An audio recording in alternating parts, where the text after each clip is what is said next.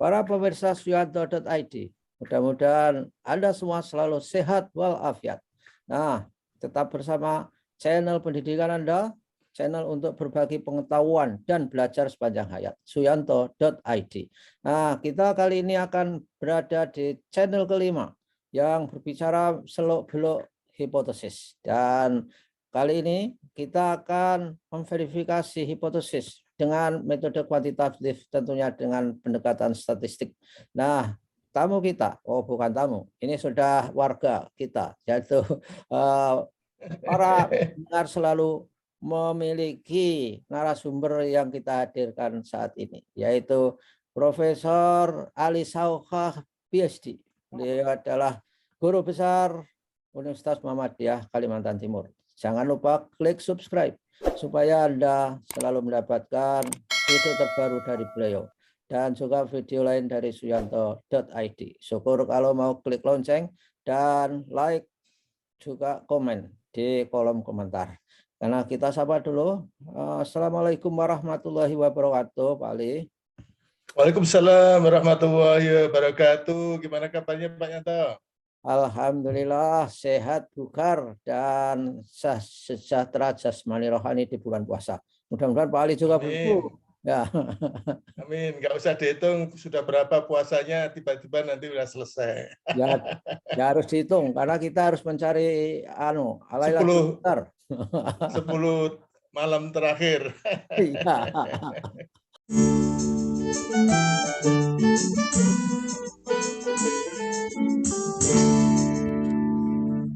Oke, Pak Ali. Gimana Pak Ali? Ya, Kita beri yang lalu itu kita bicara mengenai hipotesis yang berasal dari data sudah. Kemudian yang terakhir hipotesis yang berasal dari teori yang perlu diuji. Ya. Menguji hipotesis yang berasal dari teori itu adalah melalui verifikasi. Ya, verifikasi apa itu verifikasi? Verifikasi itu kegiatan mengumpulkan data ya, untuk mengarah pada apakah data tersebut mendukung teori melalui keberterimaan hipotesis peneliti, bukan hipotesis statistik ya. Keberterimaan hipotesis peneliti diuji dengan statistik yang mengharuskan diubahnya hipotesis peneliti menjadi hipotesis nol. Nah, ini. Untuk bisa ditolak atau tidak bisa ditolak, bukan untuk bisa ditolak atau diterima, bukan. Untuk bisa ditolak, jadi hipotesis nol itu diuji statistik untuk bisa ditolak atau tidak bisa ditolak. Sedangkan hipotesis peneliti diubah diperlakukan sebagai hipotesis alternatif. Nah, sehingga ya mohon maaf menyela. Ditolak itu apakah berarti tidak diterima? Ditolak itu bukankah sama dengan tidak diterima?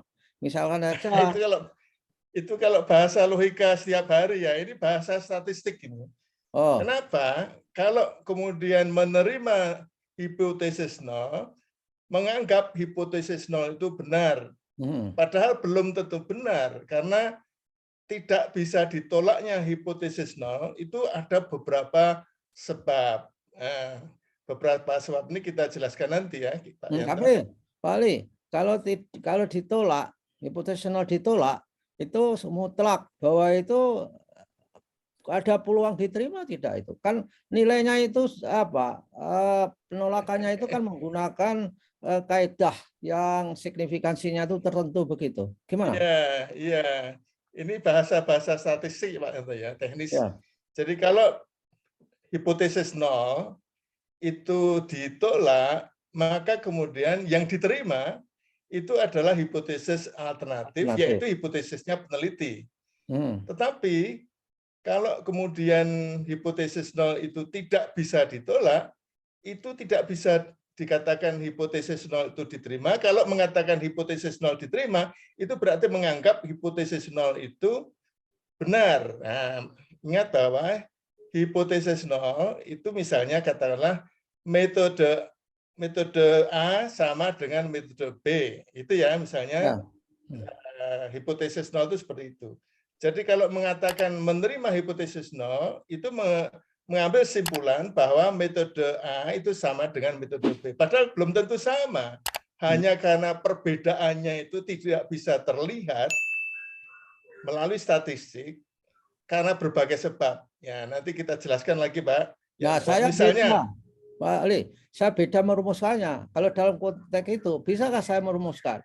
Tidak ada perbedaan antara metode A dan B. Nah, itu pendapat saya hipotesis nol. Tapi kalau ada perbedaan, itu hipotesis alternatifnya. Bukan begitu ya? ya kalau tidak ada perbedaan itu kan artinya sama ya.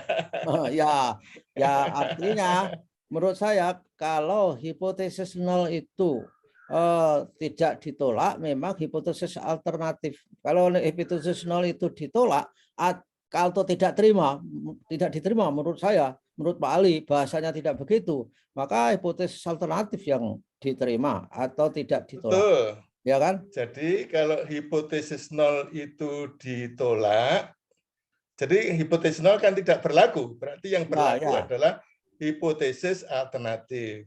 Nggak bisa hipotesis kita ngomong. Alternatif. Nggak bisa kita ya ngomong. Itu. Kalau hipotesis nol tidak diterima, itu kan sama dengan ditolak. Oh iya, tidak diterima. Jadi yang mengatakan betul. Jadi yang saya ingin klarifikasi tadi, kalau kemudian hasilnya itu hipotesis nol itu tidak bisa ditolak, itu tidak berarti hipotesis nol diterima. Karena tidak bisa ditolaknya hipotesis nol, itu ada beberapa sebab. Ya, salah satu sebabnya memang mungkin benar, tapi ada sebab lain. Ya, sebab lain ini harus dieksplor dulu. Gitu, Pak Yanto. Ya udah, oke. Ini bagian diskusi ini kan bagian dari pertanyaan mahasiswa yang saya wakili, Pak Ali. Jadi iya, begitu. Ya, jadi bisa saja memang hipotesis nolnya itu benar dalam artian kalau itu tidak bisa ditolak, tetapi tidak semata-mata kemudian tidak bisa ditolak itu kemudian diterima, harus ditelusur dulu. Mungkin karena sampel size-nya terlalu kecil, jadi tidak ibarat hal yang lembut gitu, mungkin statistiknya tidak terlalu kuat untuk melihat adanya perbedaan gitu, Pak Yanto. Ya, oke. Ya, silakan terus Pak Bali. Ya, jadi sekali lagi saya ingin mengatakan jika hipotesis nol bisa ditolak, maka hipotesis alternatif yang berlaku, alias diterimanya hipotesis peneliti. Jadi saya ingin formulasikan kembali yang tadi kita bahas tadi. Ya, Pak Ali. Namun, Pak Ali, mohon maaf, karena ini kan masalah krusial ini. Nanti kalau nggak selesai sesi ini diperpanjang sesi berikutnya. Nah, yang harus dijelaskan. Jangan-jangan mahasiswa itu ada yang bingung. Hipotesis peneliti. Nah, hipotesis nol itu juga milik peneliti, yang bikin juga peneliti. Apa istilah itu loh yang harus dijelaskan. Hipotesis peneliti itu adalah hipotesis yang diformulasikan oleh peneliti untuk kemudian mendapat dukungan data. Mendapat dukungan data. Ingin agar hipotesis peneliti itu benar gitu ya, benar. Jadi hipotesis peneliti adalah hipotesis yang diturunkan dari teori yang kemudian oleh peneliti diharapkan benar. Gitu. Jadi saya selama ini itu nggak peduli membedakan hipotesis nol dan hipotesis peneliti. Sama saja. Itu kan selera merumuskan. Salah satu itu ditolak atau diterima, ya sama saja datanya sama, Bali. Gimana, Bali? Saya itu sebenarnya ingin mempermudah saja. Ya. Kok tiba-tiba kan kalau di luar kawasan statistik itu kan dalam kaitannya dengan peneliti kan melihat ada teori, kemudian teori ini mau diuji, diturunkan dulu menjadi hipotesis. Hipotesis itu yang diyakini oleh peneliti itu benar, ya. Ingin mencari data, mengumpulkan data untuk mendukung hipotesis yang diturunkan dari teori oleh peneliti. Jadi peneliti ingin agar kemudian hipotesisnya itu benar. Oh ya. Jadi dia dapat amanah dari teori. Sehingga Iya. ya gitulah. Iya, Pak Yanto. Betul. Maaf para pemirsa, kita berdebat di sini. Jadi perdebatan ini mudah-mudahan ikut mencerahkan para pemirsa suyanto.id terkait dengan hipotesis ini. Ya, silakan Pak Ali. Terus gini, saya mengatakan gini, ini karena ada rekayasa statistik, rekayasa yang dalam artian positif ya, yang sifatnya itu matematis lah. Kemudian untuk bisa menguji hipotesis peneliti itu perlu diubah dulu menjadi hipotesis nol. Jadi sebetulnya tujuan merumuskan hipotesis nol oleh peneliti adalah ingin menolak gitu, ingin menolak, bukan ingin menerima. Oke. Bukan tujuan peneliti dalam merumuskan hipotesis nol itu ingin menolak. Jadi berdoanya itu mudah-mudahan datanya nanti mendukung penolakan hipotesis nol gitu. Karena kalau hipotesis nol itu kemudian ditolak, maka kemudian hipotesisnya sendiri yang dalam kaitannya dengan statistik diperlakukan sebagai hipotesis alternatif itu kemudian bisa diterima. Ya, hipotesis alternatif yang akan dicoba dibuktikan dengan statistik dan itu dari turunan teori, ya itu kan? Iya, betul. Betul, ya. betul. Ya, paham. Ya. Jadi kalau kemudian hipotesis nol tak bisa ditolak, artinya apa? Tidak otomatis tidak tertolaknya hipotesis nol itu bukan berarti otomatis hipotesis nol yang benar, karena ini harus ditelusur dulu. Ada beberapa penyebab mengapa hipotesis nol tak bisa ditolak. Bukan hanya mungkin juga karena mungkin hipotesis nolnya benar, tapi ini belum bisa otomatis, harus dieksplor dulu, Pak Yanto. Ya. Itu Pak Yanto. Ya, saya ingin mengklarifikasi bahwa hipotesis itu kan nol dan alternatif itu sama dengan keping mata uang yang sisi satu dan sisi sebelahnya. Oleh karena itu, saya tolong nanti kalau salah saya ditegur Pak Ali, saya akan klarifikasi kepada pemirsa bahwa ketika hipotesis nol itu tidak bisa ditolak atau alternatif bisa diterima dan sebagainya, itu kuncinya secara statistik adalah didasarkan pada signifikansi yang sudah kita set sebelum kita meneliti. Betul nggak? Betul. Nah, signifikansi itu keyakinan adanya sampling error, ya. Adanya kesalahan dalam pengambilan sampel yang kemudian keluar angka-angka keyakinan itu berapa? 99%, 95%,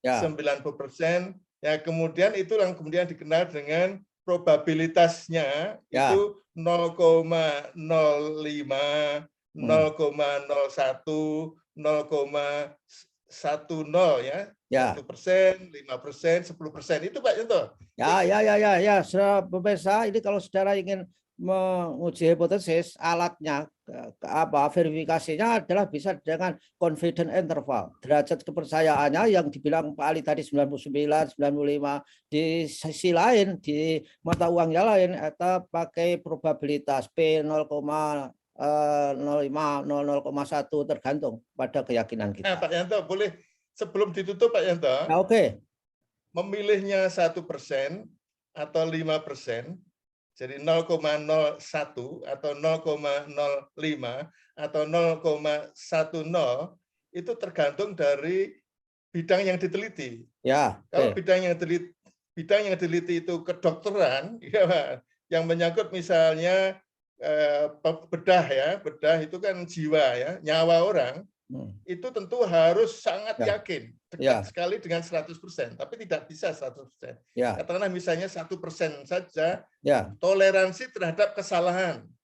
Toleransi terhadap kesalahan itu seperti kalau yang meninggal 1 dari 100 ya tidak apa-apa lah, itu mungkin masih terlalu banyak itu. Ya, mungkin 1 dari 1000 ya 0,001.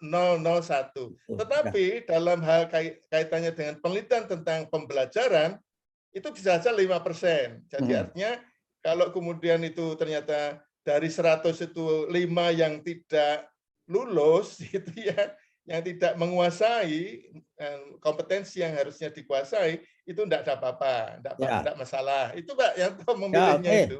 Baiklah, Pak Ali, sudah banyak hal sempat kita berdebat. Mudah-mudahan perdebatan membawa pencerahan bagi para pemirsa. Terima kasih atas kehadirannya di suyanto.id. Insya Allah minggu depan kita masih berbicara mengenai hipotesis statistik dan cara menguji yang lain. Terima kasih. Assalamualaikum warahmatullahi wabarakatuh. Waalaikumsalam warahmatullahi wabarakatuh. Terima kasih Pak Yanto. Terima kasih Pak Ali.